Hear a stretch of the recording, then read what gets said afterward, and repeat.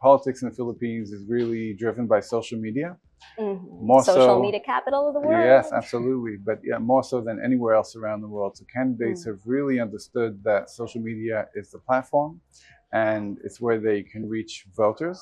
So I think Philippines politics is way ahead of the curve on this compared to anywhere. There's a big question of how to use it. So everyone knows that they need to use it. The big question is, if you go on TikTok and do a dance, does that serve your campaign or not? So I would argue that it doesn't. I would argue that social media is a platform to deliver a message. If you're not delivering your message, then you're just in the entertainment business. So I think that's somewhere that we can really be helpful to candidates here in the Philippines, but certainly the idea that social media is a platform, way ahead of the curve. Would you also say that you help with what the message is, or more on how the message is being presented? Yeah. So look, we're not in a position to advise on what. These candidates, they're going to be your representatives, they're going to be your senators, they're going to be your VP and your president, and they should know what. It's up to them, and they will be the leaders.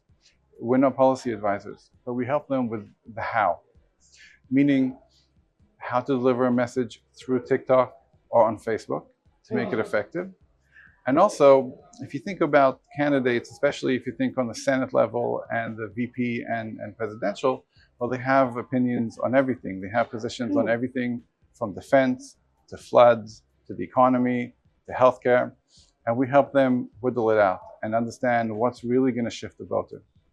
So from the 10 to 15 different things that you want to say, we eliminate 90% of it and say, just focus on the message that's really going to shift voters.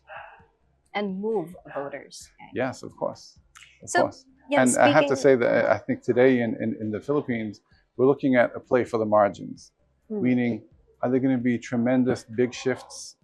Maybe not, but elections are going to be won and lost on the margins, on shifting 2 to 3% from one side to the other side. And that's the real trick. I mean, it makes it very, very difficult.